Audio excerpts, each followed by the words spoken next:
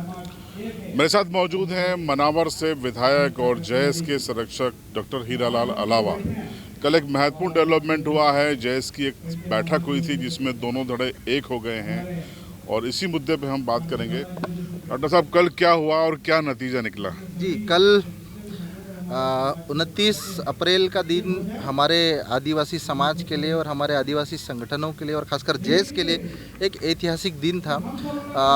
हमारे समाज में एक परंपरा चली आ रही कई वर्षों की, आदिवासियों की समस्याएं हम आपस में सामाजिक लोग मिलकर बैठकर उन पे मंथन करते हैं और वैचारिक रूप से जहाँ पे मतभेद होता है, मनभेद होता है, मिलकर उनका समाधान करते हैं। तो कल जयस के हमारे कई युवा साथी थे, एक साथ बैठे और हम सभी ने एक साथ मिलकर इस समाज को आगे बढ़ाने के लिए, समाज के विकास के लिए, इस प्रदेश और देश के विकास के लिए सब ने सर्वसम्मति से एक साथ मिलकर संगठन को आगे बढ़ाने के लिए और समाज को एक नया नेतृत्व देने के लिए मिलकर काम करने का निर्णय लिया।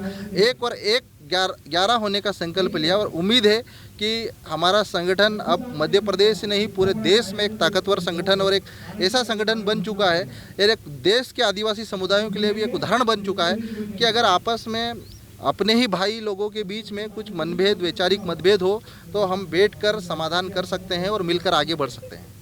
लेकिन जो पॉलिटिकल पार्टियां हैं वो काफ़ी जैसे सहमी हुई हैं, डरी हुई हैं।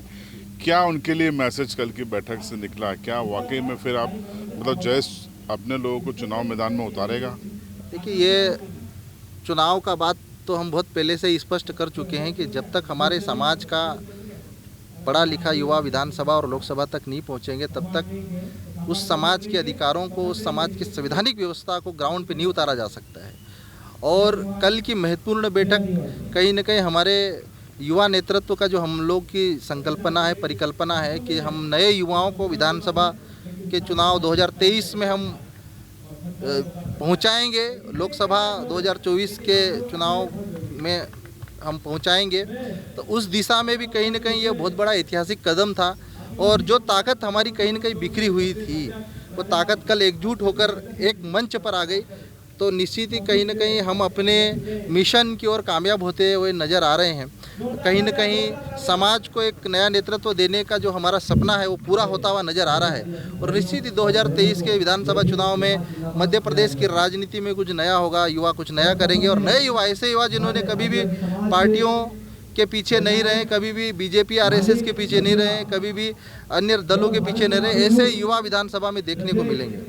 जो मुद्दे हैं जिनको लेकर आप फिर 23 में जाएंगे, 24 में जाएंगे, वो आइडेंटिफाई किए हैं? जी बिल्कुल, हम लोगों के मुद्दे बेसिकली जल जंगल ज़मीन की लड़ाई है। हमारे मुद्दे संविधान की 5वीं अनुसूची और 6वीं अनुसूची के प्रावधानों को ग्राउंड पे इम्प्लीमेंट करने के हैं। हमारे मुद्दे आदिवासी युवाओं को रोजगार देने के, हमारे मुद्दे आदिवासियों की ज़मीन बचाने की है। तो ये सभी मुद्दे हम लोग उन मुद्दों को फ्रंट लाइन पे रखकर युवाओं को, नए युवाओं को मैदान में उतारेंगे और हमने 80 विधानसभा सीटों की बात पहले ही हमने प्रेस कॉन्फ्रेंस करके घोषणा कर चुके हैं और निश्चित ही इस बार मध्य प्रदेश की राजनीति में नए युवा विधानसभा में एंट्री मारेंगे।